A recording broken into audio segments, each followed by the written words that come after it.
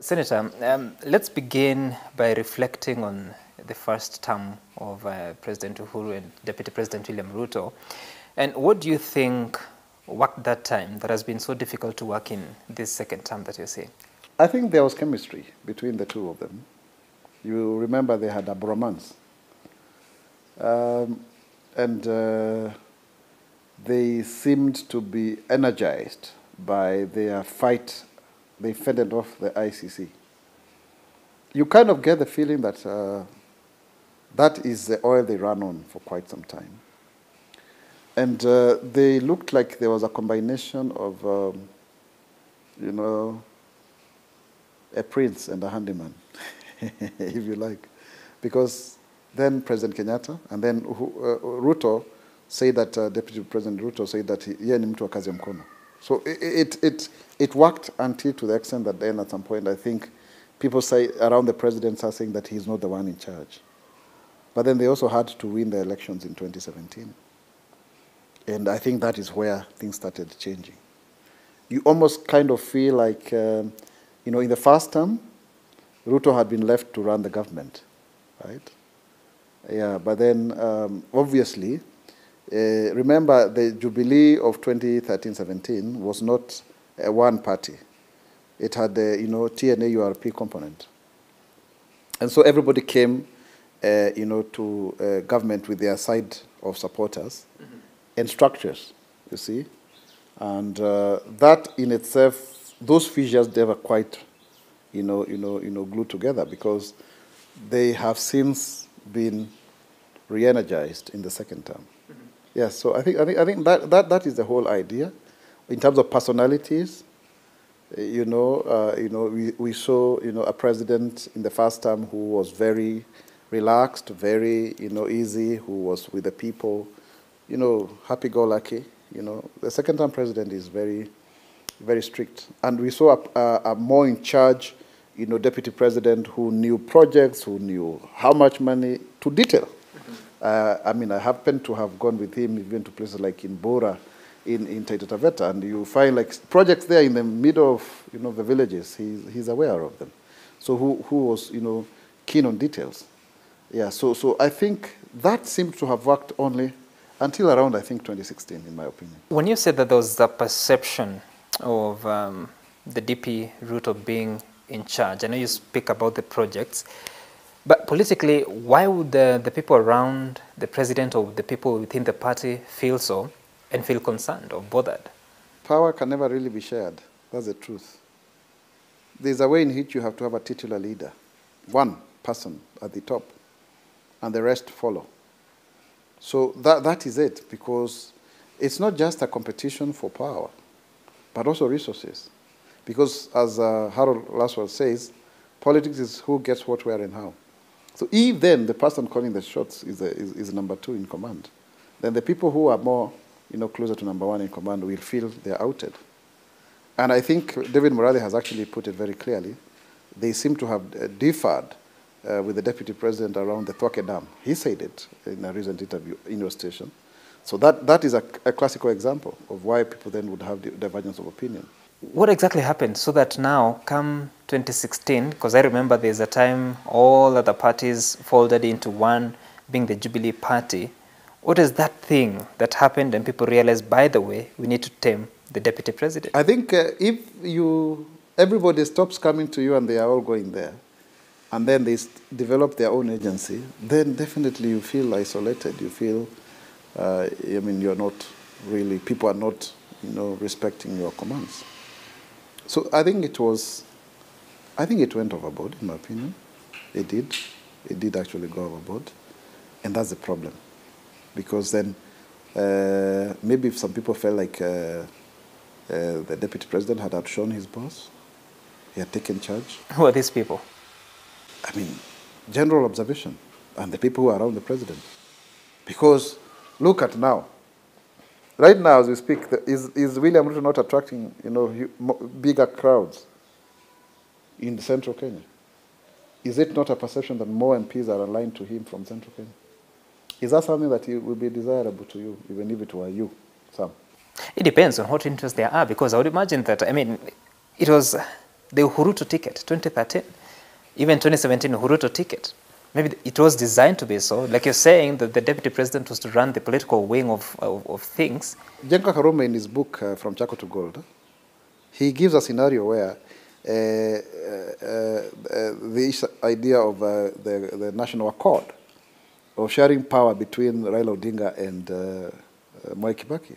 And he says, power is not like sweet potatoes where you share. Ultimately, there must be one leader. And increasingly, if you look at the models around the world, that's the truth. Do you know who is the vice president of Uganda, for example? Do you know even the vice president of Tanzania? Or even Joe Biden? Was he as prominent when Obama was president? And even, you know, Mike Pence, you didn't hear much of him under Trump. So it goes without saying. Even when we had David Cameron and he incorporated Nick Clegg of the LDP party as the deputy prime minister, the first time that we ever heard of such a title, sinecure as it sounds, we didn't hear much of Nick Clegg.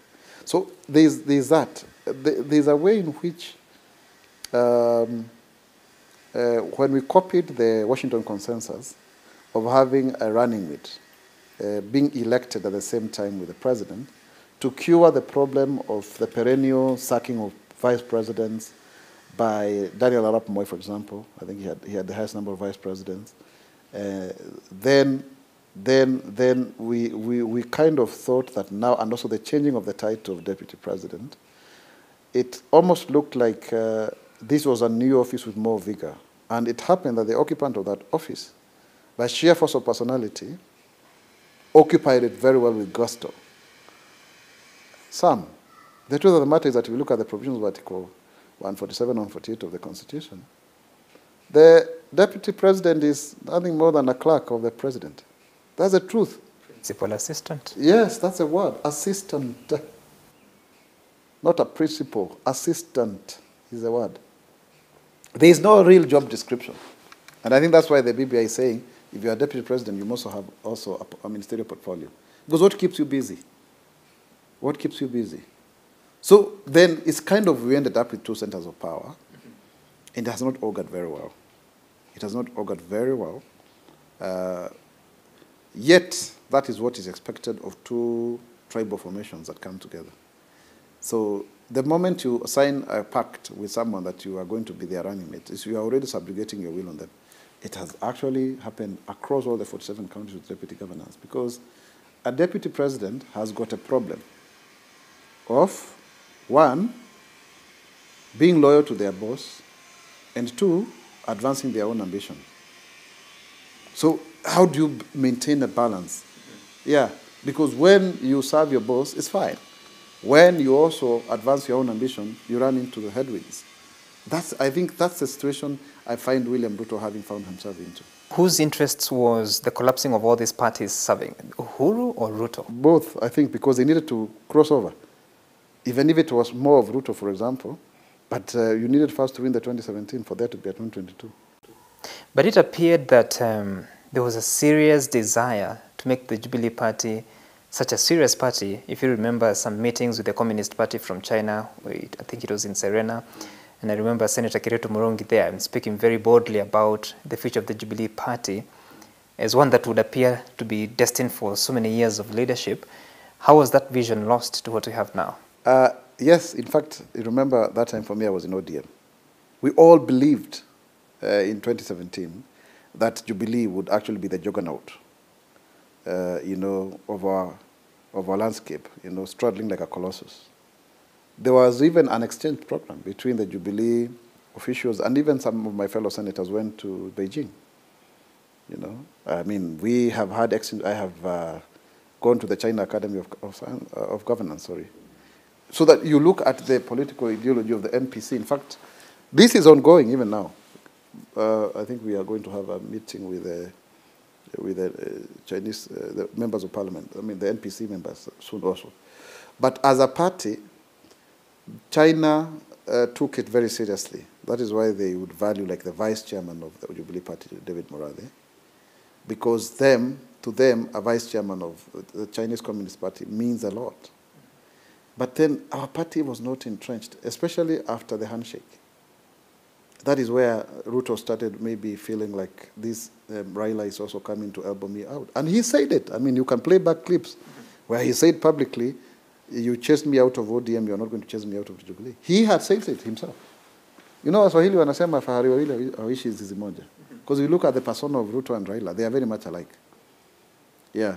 In fact, Ruto is a very good student of Moi and Raila, in the sense that he has now acquired the populist rhetoric that Raila has, used all along. But then he's a consummate student of Moi in the sense that he's now using the generosity of Daniel Arap Moi to answer the question of populist quests and demands. So Moi is the undergraduate, Raila is the postgraduate. No, it's the other way around. You can say that in terms of the sequence of learning, but in terms of the political strategy, is what you apply. You apply populism, but then you answer it with wheelbarrows, with mkokotenis, with things that seem to make immediate sense to what people want. Raila is more futuristic. He is more idealistic, and that sometimes doesn't connect with the people per se, because you are selling them hope. Right. Yeah. So let's talk about, so it's 2017, the Jubilee Party has come together and we get into the nominations. I think it was in May 2017.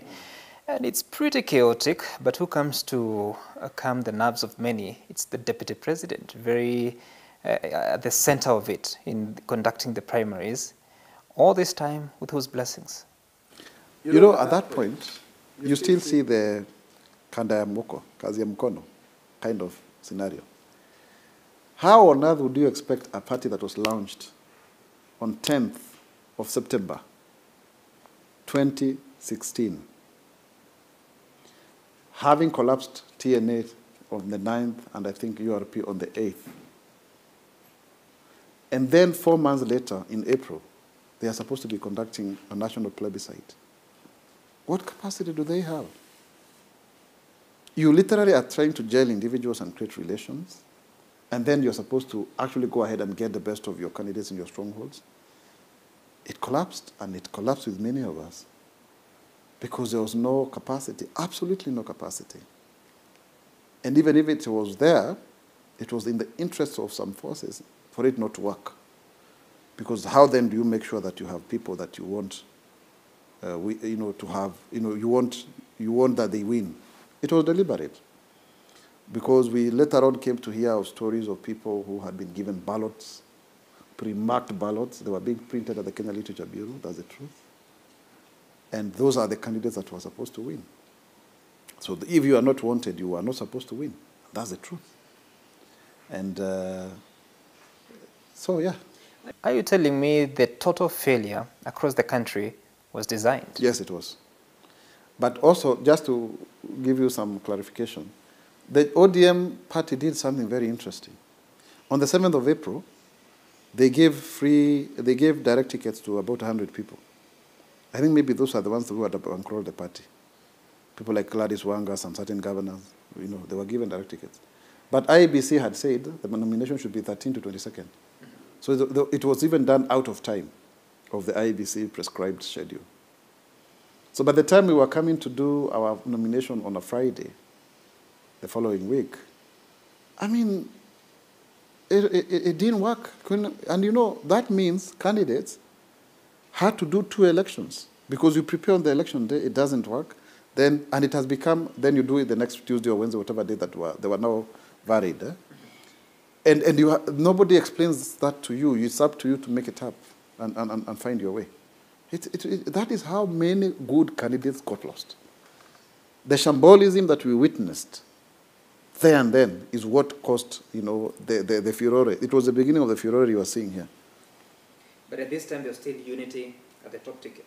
There was a feeling that DP William Ruto was looking at his foot soldiers for 2022. So it was said that he actually pushed through people who he would have wanted to stand with him in 2022. And that is a very serious allegation, because when you look at many of the members of parliament from Mount Kenya region, they may have felt like maybe he's the one who assisted them to win elections. And so therefore their allegiance is not to Uhuru Kenyatta, it's to William Ruto. if he is the one who was controlling Jubilee House. Yeah? Then those nominations were shambolic. Don't be lied to by anybody. That I can say without fear of doubt. There was no voter register. The felt pen was used as the indelible ink. You write it with spirit. The returning officer, even me today, I cannot tell you, in Ruiru constituency, he doesn't pick my phone anymore. I can't tell you how many votes I got myself. It was just shambolic. There was no counting. Which system? Which system was being used even to transmit results? It's like here in Kiambu, there was order to make sure Itito wins and Kaboko doesn't. So I don't know how many other instructions have been given. And some people also became collateral damage of the same. You get, eh? Like, if this is a governor, then he also comes with his fellow MPs. That is why I am coming up with the party primaries bill, to try help cure this nonsense that happened during the 2017 general election. Definitely, without fear of doubt, our political parties are very poorly managed, because you see, I also suffered the same thing in ODM, remember? So it is not one kind of party that has these challenges. This problem has got roots in almost all of the other political parties. And so therefore, it is about relationships.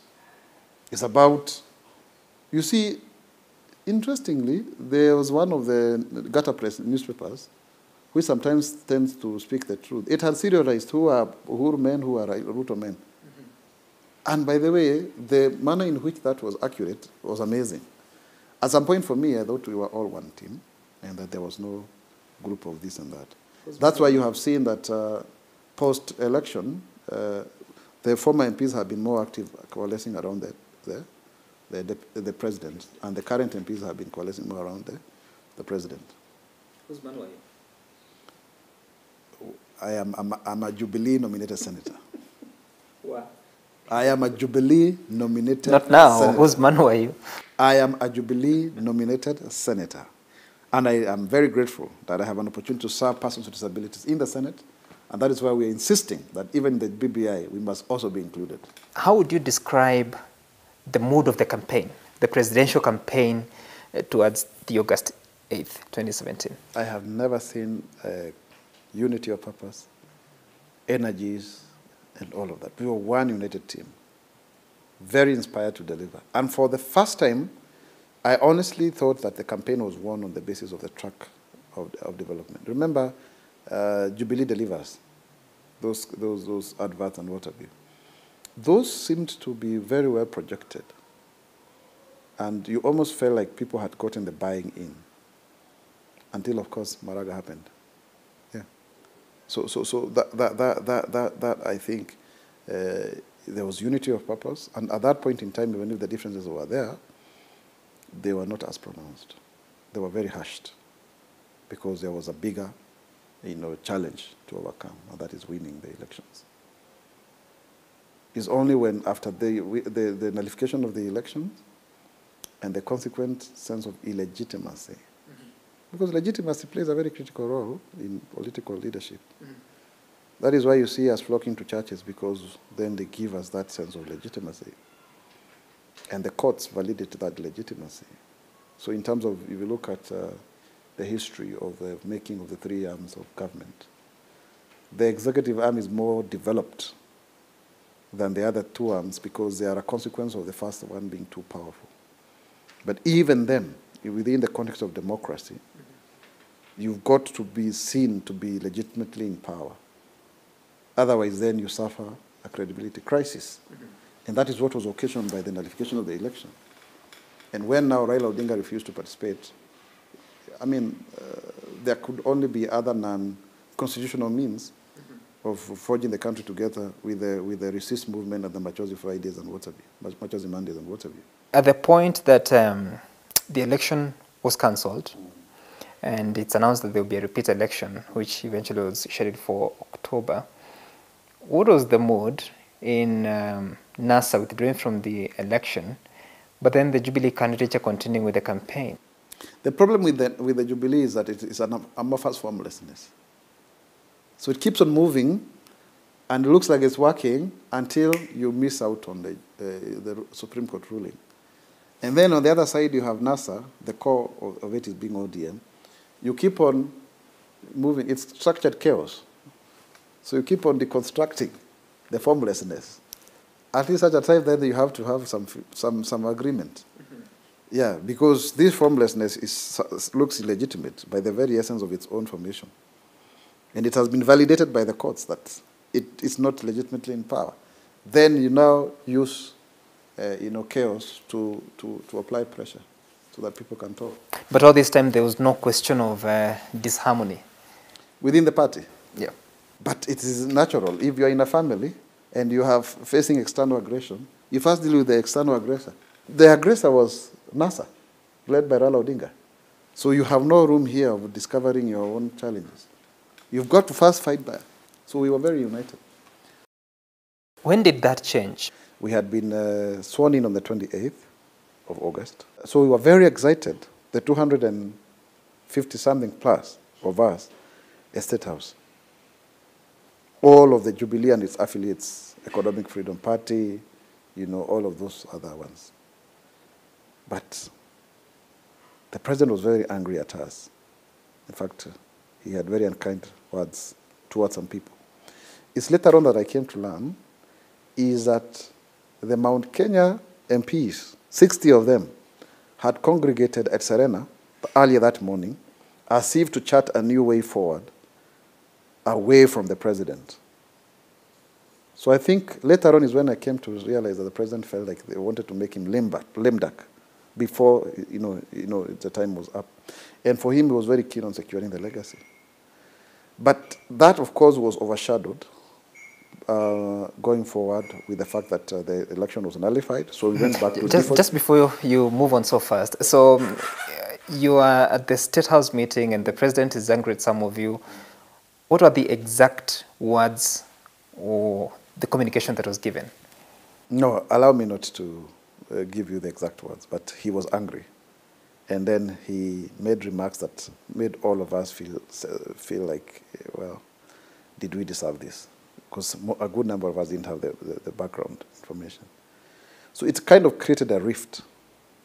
And I think part of it could have been as a consequence of the Jubilee primaries. So who do you owe your allegiance to? It was also seen very interestingly, very interesting scenario that I saw. The House leadership, the positions, the majority leader, all of those people, chairman, vice chairman, those positions, it is alleged that they were drawn up together by Murkomen and Duale. And in this meeting where the president was angry at us, he appointed some few people to sit in certain positions like Paul Koinange in security, Katole Metito, Cecily Mbarire to be the deputy whip, Kangata, and Susan Kihika. He appointed them. But most of the other positions were done by Duale and Murkomen, so it is alleged. They can confirm. But when the names came to be read out, the president came alone. So in my opinion, I thought, oh, maybe the president wants to make sure that he gets the backlash and save his deputy the backlash, because people will accuse the deputy of not having, rewarded them for the work that they did. And because the president doesn't want to run anyway, then it's well and good. And it's also in that meeting that the president said, let us work for 4 years. The 5th year will be the one, leading the campaign for William Ruto. But then, of course, that didn't happen. So the deputy president was not in that meeting? The one where we were sharing positions, he wasn't. The ones where he said that we should stop the campaigns and move forward as a team, he was present. When this list of the leadership of the two houses was being brought, was his anger in the composition, or was it a list that was jointly agreed upon between himself and the deputy? No, when the positions were read, there was no much anger. That meeting was not acrimonious. But certainly some people are not happy, because I remember someone like John Waluke expected that he would be the chairman of security or something like that. Or Nangabo. There are people who felt like they went out of their way to work for Jubilee, especially in the hostile areas. Mm-hmm. You find places like Kiambu, you couldn't get, maybe 2 chairmen, or 3 or whatever. So you had to have Kimani Shongwa in budget, and you have to have Paul Koinange, but not more than that. Moses Kuria was there. He had to be made a vice chair. You know, people like Alice Wahome also, maybe though they would be the chairperson legal, then she was made vice at that point in time. The same case can be said of, of the Senate. So you had people who legitimately thought that they would be the ones, scooping the biggest share, and they didn't. So you have Kithure Kindiki, for example, who thought maybe he would continue being the leader of majority. Then he had been made the deputy speaker of the Senate. So those kind of arithmetics. But in that meeting, William Ruto was not there. Come November 28th, 2017, and the president and the deputy are sworn in for a second term in office. Of course, presided over by Chief Justice Maraga. And we hear him announcing of his vision for the country, the Big Four agenda. I have listened to the people and this is what they want. Was that an agreed upon position that the agenda for the second term is the Big Four agenda? First and foremost, it's good to give credit where it is due, because when the elections were nullified, and then the following, there was a rally where the president and the deputy were seen together, but we went to Thika that Sunday with Deputy President William Ruto. He hit the road in running, and he re-energized the campaign to have the second elections against very hostile circumstances, if you remember. So at that point in time, you can say very clearly, there was teamwork. Again, because we were under siege. And we were very keen on how to make sure that we get out of the war. But then there was genuine desire. If you look at President Uhuru Kenyatta, he seems, and he has said it publicly, to borrow a lot from Lee Kuan Yew. And the Big Four agenda mimics the priorities you find in Lee Kuan Yew's endeavor to make Singapore a first world. So when you talk about issues to do with housing, it's actually a felt need, because you have the private sector producing about 200,000 houses a year. So you can see the desire to have 500,000 houses. But is it about government doing social housing, or is it government creating an enabling environment for the private sector to drive that? So when you talk about manufacturing, data is there, clearly. Manufacturing was higher in Africa in the 70s than it is now. And there's no single country in the world that has ever developed without industrialization.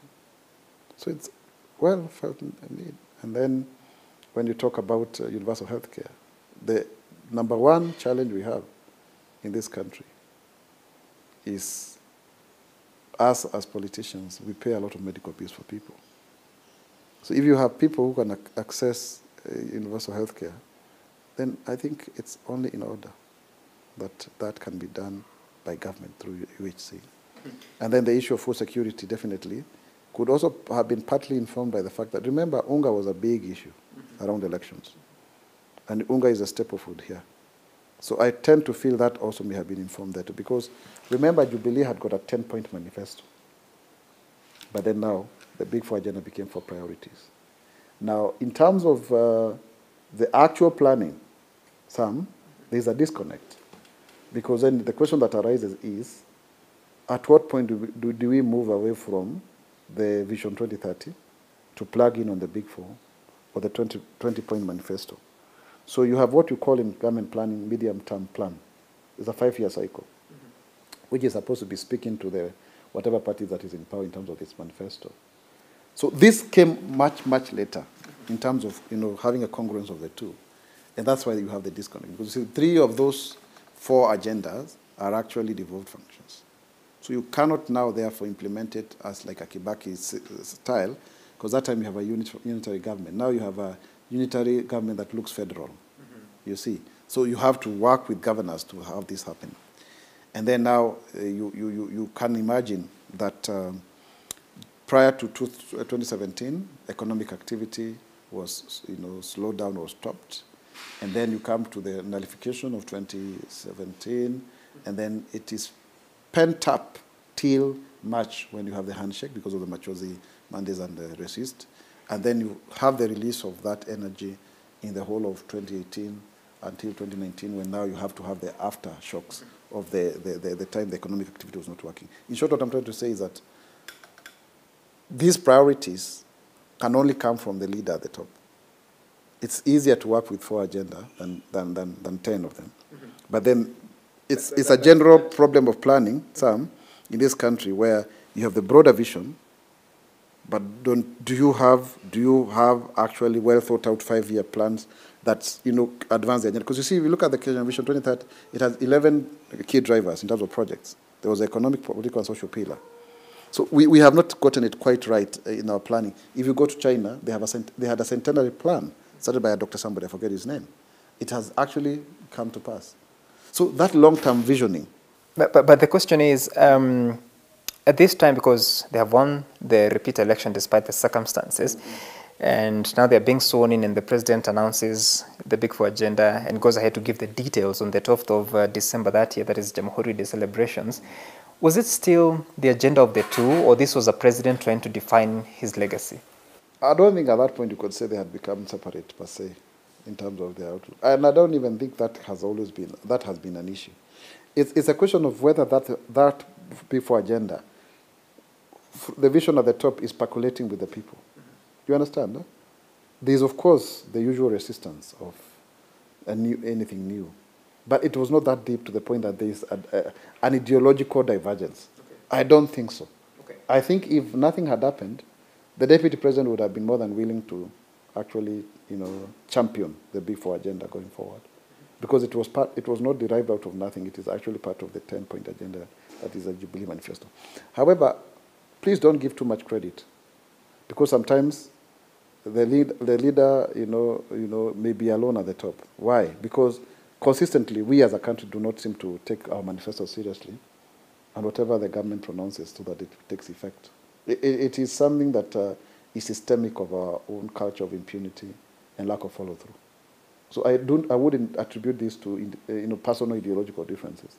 Okay. I wouldn't, and I think even if the Big Four agenda were to be used as a point of divergence, it can only be used to justify, either because it rallies more people who do not seem to understand and who therefore don't support, but it is not really an outstanding issue, because we didn't quite develop from the juggernaut that was created in 2017. We didn't quite develop into that party that then would advance its own ideology. In effect, by around 2018, we started seeing the big tent that is Jubilee, the poles being pulled apart, or rather there is a camel that came in there that started tearing the tent apart. Talk about it, but let's fast forward to January 5th, 2018. I think it was 5th, and the president is at State House and he is announcing part of his cabinet, and he mentions a few names of the people that were to remain, including the likes of Ukuru Yatani, who had just lost the election as governor of Marsabit. Then he leaves several cabinet secretaries who were serving then, doesn't say much about them, including Amina Mohammed. What was happening? Because in the 2013 term, he took several days to announce the cabinet, but every time he's coming to address the nation, he came with his deputy. This time round, he was alone. Because first and foremost, I think he wanted all the cabinet secretaries to know that he's the appointing authority. In my opinion, he was trying to say, the buck stops with me. This is my government. Because there was a way in which also, in the model that the two of them, presented to us, cabinet secretaries maybe were owing allegiance to the deputy president. Maybe because also he was the one who is more accessible, I don't know. But certainly when now people all of a sudden start imagining that their job is on the line, they will look for the boss. And I think he also wanted to cut an image of himself alone.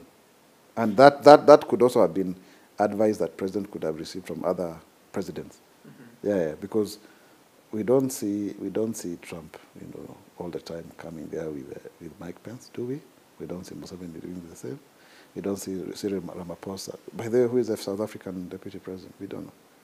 So that is like, yeah. I mean, it even you, Sam.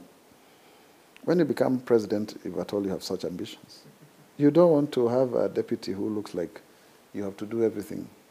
with them. But remember, why Uhuru and Ruto happened, they were a successor of the consociationalism that came with the Grand Coalition government. Remember, Raila had to be consulted by Kibaki. So you kind of want to say it was a carryover of that modus operandi. It is definitely the case. So you don't fault them a lot. And when the president may have felt suffocated, he may have rightly just wanted to reassert himself not having to... And a few weeks later, he now announced the rest of the names, including Freda Karonei and the then serving ministers that were also retained. In your view, was the formation of the second cabinet a totally consultative process between the president and his deputy, or did he decide to take it by himself? There seems to be 4 traditional slots for the 2 major ethnic communities. The Kalenjin, 4. Betty Maina, if you can call her now that way. You have Henry Rotich at that point. You know, and you can go Charles Keter and Chelugui and even now Farida Karonei. So. But Henry Rotich, it is said, came from President Uhuru's side because that is the slot that you know, Betty Maina seems to have replaced. And then on this other side, you also have a similar number of the Kikuyu ones plus the 2 Meru. So you have Macharia, you have Moshero, you have Kariuki Sicily, you have who is this? I'm forgetting. Mutahi Kagwe, who replaced Kionjuri. And then you have Kobi and you have Munya. Now, for Munya, again, it was a settlement because of the Kiraito fallout and what have you, and Kiraito being the architect of the Jubilee Party, I think, in my opinion. But then you see the second cabinet being more of a Uhuru upper hand than the first one, which looked like it was even. You kind of feel like the people who, beyond the traditional, if you like, entitlements, of this bedrock support areas of the Jubilee Party. The rest, the president may have had a freer hand this time around in doing so. Yeah, so that you see even when you look at the appointments of the CASs and whatever. But I think overall he has played a very general balancing act. Okay. We can't say, for example, that. Owing to that fact that then maybe the Ruto side really lost, you know, their clout per se, because even the ministers that were given, you know, like the ones that we said that maybe come from the Kalenjin community or come from Rift Valley, they are still substantial. Ministry of Lands is a very substantial ministry. You come to see the sacking of Henry Rotich because of him being convicted. No, it was purely on matters charged. Sorry, I stand guided. Charged is because of his own mismanagement with Kamau Duge, also with Kikuyu. So the president, on that account, I think he's tried really to maintain. The only challenge is that these ministers don't seem to have spine anyway. They are, as somebody has described them, as clerks.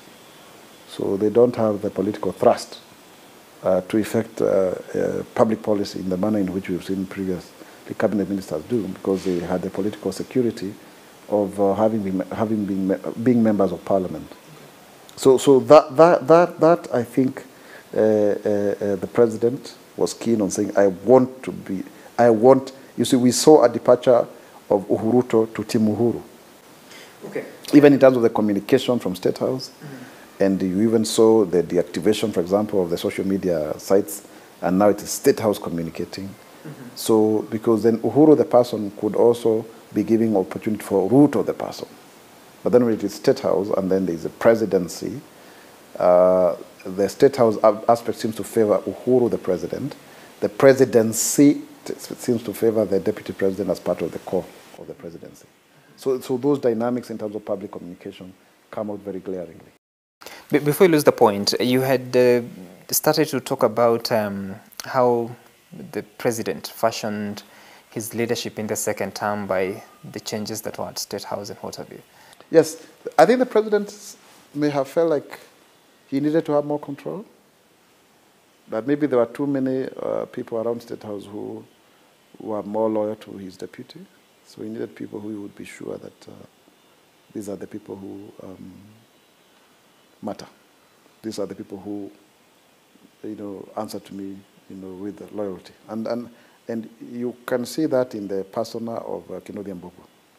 He's almost non-existent. He's very much on the background. Let's fast forward now. The cabinet is named in January, and then March 9th, the shock to the nation, the president and his nemesis, Raila Odinga, the Harambee House steps.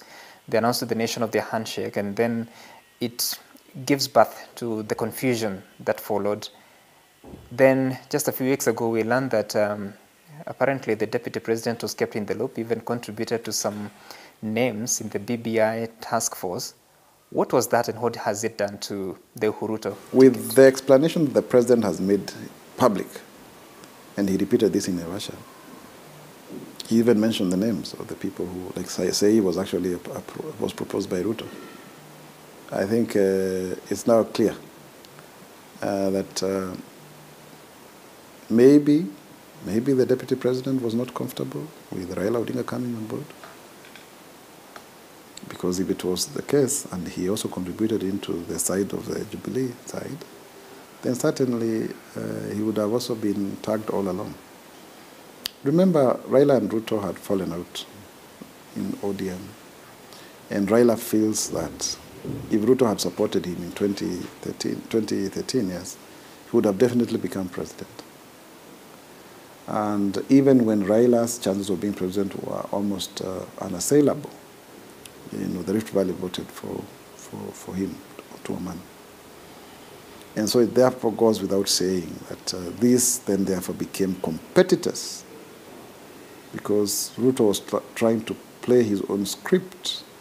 And his script was, he was to be the apparent, automatic heir to the throne. And then here comes a situation which then would introduce another key player. You look at the history of this country since 1992, and you realize that post-92, Moi couldn't manage without the support of Jaramogi. Jaramogi was a distant number 4, rather credible, but they already formed something they called cooperation. And this cooperation is the same thing you see the Sun continuing with post-1997 elections, when we expected, for example, that they would join hands with Mwai Kibaki to give Moi a run for his money. It is so you kind of have almost a dynamic duo of sorts. And in the post-2002 government, then you had, the titular heads there, you had Kibaki and Raila.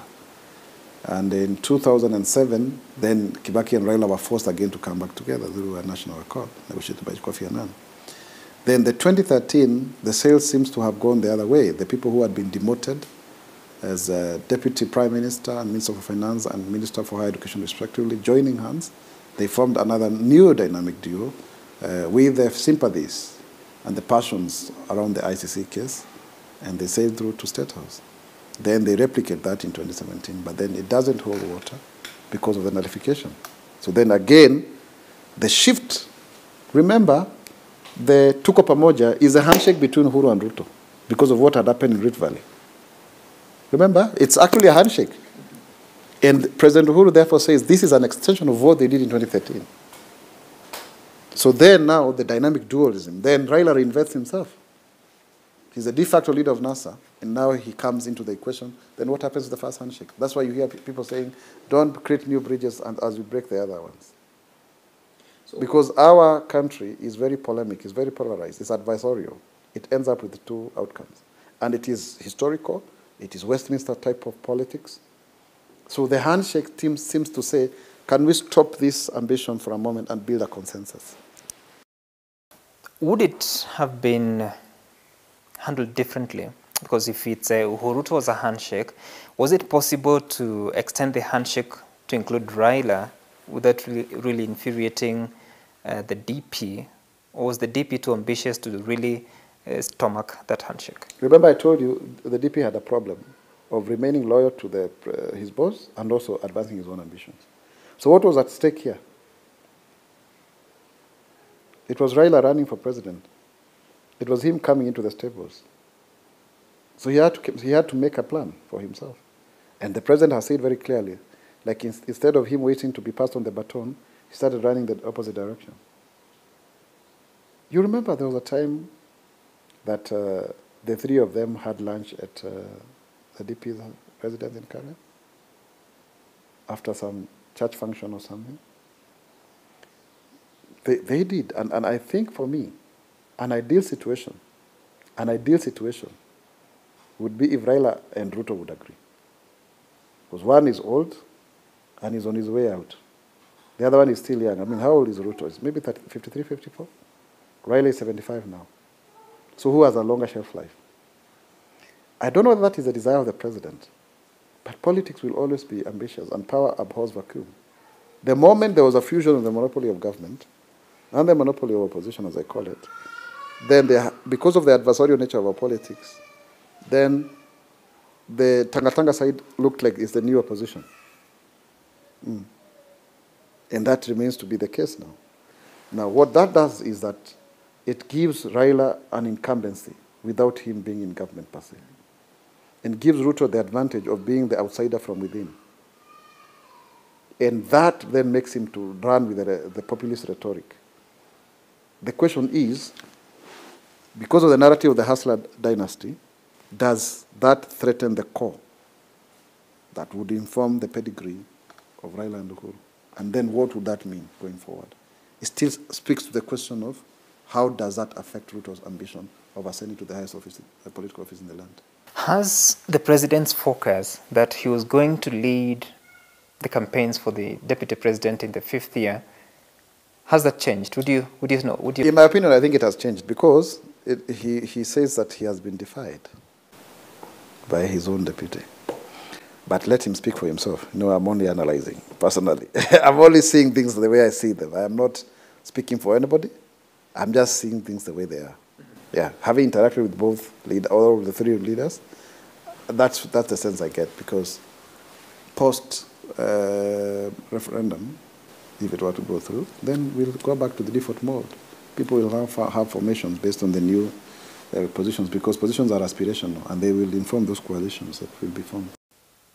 It's less than 2 years to the general election, and with all the conversation around BBI, the ambitions of 2022, of people taking different sides, how does it affect the future of the Jubilee Party and what was desired in September 2016? The Jubilee Party as we know it is as good as dead, because if it was Tuko Pamoja because of two individuals, if then those two individuals don't seem to go the same direction, if there have been allegations of starting Jubilee Assembly Center, when you hear the Secretary General of a party saying that the Deputy President is a persona non grata in his own party's headquarters, what are you telling me? There were supposed to be elections of the party. Have they happened? So Jubilee has not lived up to its expectation of being a true political party. That's the truth. It has not even pretended to be. So in that regard, you can only see splinter groups. In fact, Central Kenya will have maybe the highest number of active political parties with a chance of having an MP or two. We are going back to post-NAC government when we had the Grand Coalition, Grand National Union, that one, Government of National Unity. That one, where in 2007, Kibaki won power with only 46 MPs under PNU. And then there were so many small parties, CCU, I don't know what, PPK, you know, single member, if you can call it, single member parties that then all formed a coalition to back up Kibaki. Otherwise, ODM had a sure majority, and that's how Raila became prime minister. So we will see definitely that outcome. And remember, if the referendum happens, post ante, people will be looking at how does it make me become official leader of opposition or prime minister particularly. Because as currently drafted, it is possible to have a prime minister who is not in the same political party or coalition of parties with the president. It is actually possible, because that is a situation that we seem to be learning from, especially with the national accord. We all of a sudden started seeing people speaking so boldly, to the extent that the leader of majority then, Kipchumba Murkomen at the Senate, would even dare the presidency and speak so boldly about how he thinks the solution to the challenges within the party was the president. What transformed the guts that people would have? I think because people didn't have an opportunity to ventilate. Jubilee was not meeting. So where would people speak other than through the media? You see, what I've seen is that when you call people to a meeting and they just speak their hearts out, it makes them to heal. It makes them to clarify, because there's a lot of rumor mongering and backbiting in politics. That is what we are paid for. We are paid to talk. So when you don't allow people to have an opportunity to talk as a party, then what do? They speak to you through the media. It's very frustrating. Some of these things that people are saying could have well been canvassed within the party. And still keep the handshake? But why not? Because Raila never collapsed his ODM. The whole idea of having the handshake was to build a consensus of where the country should go. That was beyond the parties. So the party could still remain, because that adversarial nature was stratified by people taking up positions in parliament. And you know, NASA also played a very interesting game, my brother. Sam, NASA inside the house is alive and kicking. NASA outside the house is dead. Because they know if they kill it in the house, they also lose their positions. You remember a talk where people are even saying that because now ODM has some kind of cooperation with Jubilee, then the leaders of minority positions should be ceded, because then they do not obtain, that legitimacy. It's the same issue. Mutula Kilonzo will not be the leader, deputy minority whip today, if he doesn't continue to pretend that Raila and Kalonzo are still, president and running mate going forward. So it's survival. It's a tactic of survival. And in the years of wilderness, between one election and another, people must survive. People must put food on the table. People must have something to write home about. That is the whole idea. Remember, I told you, politics is who gets what, where, and how. And I will hasten to add that politics is the informal that constitutes the formal. So it's very fluid. And 6 months after every election, in whatever kind of coalition always has a way, starts to drift apart. Because interests have changed. People have come to parliament. They become familiar with each other. You kind of resort to the individual mode other than the collegiate thinking. Because you've already captured what you wanted. And then people start thinking about what they are going to be in the next election. If what we've been witnessing since 2018 to now are the divorce proceedings, when do you see the judgment? People have moved on. They don't need to. In fact, it's not really a divorce per se. It's divorce in the framework of a separation. I hope you're getting my point. Because you'll not see, all of those coalition agreements, they are never dissolved. They are never terminated, because nobody has the courage to do so. And that is actually the challenge between political agreements being turned into legal documents. Because as at then, we don't have a very good culture of the rule of law. They count for nothing. If there was an MOU between Kibaki and Raila, it was never honored. And who faced those consequences of it not being honored? It could that be effected in court? And even when you look at even the way we were conversing about elections, the Supreme Court was not really making a legal determination. If you listened to the ruling and the dissenting opinion, you could almost think that both of them were right, because whatever Maraga and Co were able to build was very thoroughly demolished by Jackson Ojwang and Moso Jokindomo. And so that becomes a political decision rather than a legal one. And that fusion, that interlink, that lacuna is felt in our body politics, especially when we have a country that has got very low levels of trust amongst leaders because of politics of betrayal, but also with the citizenry. So even if, for example, that were not to be exacted by the principals who agreed, but you don't see a counter demand from the electorate. We are in the political culture of believing that then MOUs and political settlements are there to be dishonored. In fact, when they are dishonored, it looks more fashionable. If politics and the people are about promises, how will history judge First, the president. Secondly, the deputy president. When you're reflecting on their promise of 2013, 2017, the Big Four agenda, and looking at the roles that each played in building the legacy of the Jubilee administration. In terms of the legacy of the president, it is now that we can have a clearer reflection of what Mwai Kibaki did and who he was. I think the jury is still at large. It's still too early to call because he's not even finished his term. I certainly feel like Kenyans of goodwill would want to, fulfill these promises. They did that with Raila almost winning the elections in 2007. I don't know whether that will be the case in 2022 for William Ruto. That I think you can only judge from the undercurrents. But certainly, for Central Kenya, it will be they will definitely return a divided verdict, not the 100% or 90%, that we have seen in the last, several elections. But when you look at the second term and the president saying that let's work for 4 years, then the fifth term we get into the political field, how have they performed in shaping their legacy of delivering services to the people? The Jubilee administration has left the country with a lot of debt. Seriously, and it's a problem that started in 2013. On that one, very poor score. A debt of more than 5 trillion shillings, my brother.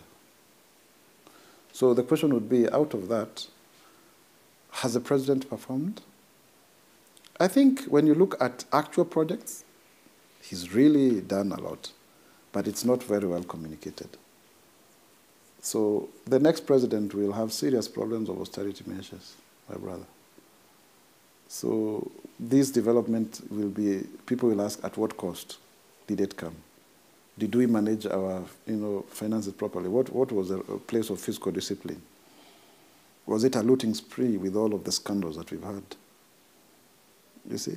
Now, between now and January, we borrowed another 1 trillion shillings. We've just raised the debt ceiling to 9 trillion. Our economy is about 98 billion US dollars. The US economy is about more than 21 times ours. The Chinese economy is about 14 times ours. Do we have the fiscal space to even accrue more development to our people? So that should also be looked in the context of a president who inherited a huge, huge bureaucracy because he has over 500 ministers in the name of the CECs and 47 governments there. So you see a challenge of expanding government exponentially without costing that government properly. That's a failure. It's a failure of leadership. Yes, because we also see the hoarding, the empire-building behavior of national government officials wanting to retain functions that are already devolved. That is what has increased our budget by about 400 billion or thereabout. And yet, at the same time, the exponential growth in terms of expenditure within government is unmanageable. We should be doing a budget of less than 2 trillion. We are now almost 3 trillion. So that poor management of the fiscus, for me personally, I think will be the clearest indictment against the Jubilee government, over and above all of the projects that may be delivered. But also remember, project delivery is long-term. The only challenge is that the costing affects the return on investment. Because the costing has what we call rent-seeking behavior. Rent is actually the difference between the actual cost and the price. So that interferes, because then by the time you break even, the question would be, was there value for investment? If you look at the SGR, it's 400 billion, 443 billion to be precise. So many goods coming, but containers returning empty. So if you had the Big Four agenda working, right, then goods will be being exported. And if you look at the multilateral, bilateral agreements, then they would be helping us, our macadamia and whatever, and not raw, but also value addition. But at the same time, breaking even in the sense that the Chinese have sold to us over 400 goods worth over 400 billion. So the rail is working for them. And they have come to us telling us that we should go on from Naivasha to Kisumu. So you have to look at the political economy. You've got to look at it intrinsically. This is not a simple question. The sure bet is that whoever becomes president, he will inherit an almost bankrupt country. What will he do with the macroeconomics? And that mess we have been brought by the factor of devolution, but also the poor management of the economy of the treasury, national treasury by the Jubilee administration. That is impartial. That is neither about who you support or not. We are all Kenyans. This is our country, and we must speak truth to power. I think you have seen me making such pronouncements before that have been very popular with the people, because I am there. I've been the vice chairman of finance and budget of Senate. I am in the, if you can call it, I'm in the finance cluster, so I can see what is happening in government. I want us to close, but not without this question about how defining corruption and the fight against corruption has been for the 2 terms, but specifically for this 2nd term, where we see a deputy president who is very bold at attacking the organs that are supposed to be dealing with corruption, and he calls them that they're politicizing the war. You can't apportion corruption to only one side of the Jubilee administration. It is a national cancer because of politics of patronage. It's become so bad that for you to be paid in government, you have to know people, even jobs. And for a very long time, Isaac Mwaura believed that there is fairness, because Kibaki told us that we should work on merit. It doesn't work in this country. In fact, I think the levels of corruption have gone way much worse than the times of Kibaki. I have every reason to believe so. And we are seeing a resurgence of a consensus between the DCI and the BPP. And the BBI is now proposing the DPP should be an independent office. We really need to deal with the issue of corruption without apportioning blame to Ruto side, Uhuru side, and whatever. Because there is what you call direct clientelism, where I give you a favor, like a business contract, in return for political support or campaign financing. But there is also what you call programmatic clientelism, where a huge mass of people benefit from a government program because either, of course, their guy is the one who's in power. And that I think has been the cry of Mount Kenya region, because you are our president. But the president also has to remain with his core, but also serve the whole country. These conversations, Sam, need to happen as we recalibrate the state. I'm afraid sometimes we are lost in the politics of the day. And that is why you need, a body like the National Economic and Social Council. It sounds theoretical, but some people must sit down and think about this country. Otherwise, that you just end up with the ad hominem politics, personality-based politics that don't move the country forward. There must be you see, like the American elections, even if Trump is shouting there, but the system is working. That's what we need. We don't need strong men. We need institutions. We need institutions that can put their foot down and say we cannot increase the debt ceiling. But what we have is accolades and sycophants. And in fact, in terms of our institutional design, you asked those questions, so let me give you, because we must move from simple to complex. There's a challenge, because the oversighting bodies are populated politically, such that Parliament in itself, in terms of its leadership, is another feeding trough for loyalists. So they can't quite speak very strongly against government. But even when you go to the kind of fourth arm of government that we created in the names of independent constitutional commissions and independent offices, they are also populated by careerists now. The otherness that you used to see at KNCHR is no longer there. And, we split the Human Rights Commission into 3. How much do we hear of CAJ? Because they are populated by failed politicians who then are very grateful that they were remembered by the system. They can't speak against that system. Other than processing papers and issuing reports that nobody reads, that otherness is not there. And then you have a civil society that is so much hell-bent on donations from the West. The West has since moved because we have classified ourselves as a lower middle-income economy, and therefore then we are not as needy as other countries. We can now do business with China and America. That's why they want to build roads for us and rails, that then means that then the intelligentsia, the novelty that you find in civil society is now not being channeled to oversight government as it were. And neither is it being channeled back to economic productivity. That is why also we need to come up with a framework to finance our own public benefit organizations. through maybe some tax rebates by corporates, so that then those CSOs can work towards our national project that is a national development plan. So these things must be thought, because one connects to another. There is a reason why somebody is walking naked there without surwali out here. It has direct impact on our programming. Because remember, we are not just competing with ourselves. We are actually competing with a potentially good market of East Africa, and I think Magufuli seems to be getting it right, although he's getting the politics in the wrong way, and Africa as a whole. There are about 10 major companies in this country. They are monopolistic. In fact, they're oligopolistic in their nature. KCB in the banking sector is the biggest company in terms of asset base. Safaricom is really an oligopoly. And you can go on and on and on and on. Where is the opportunity for innovation?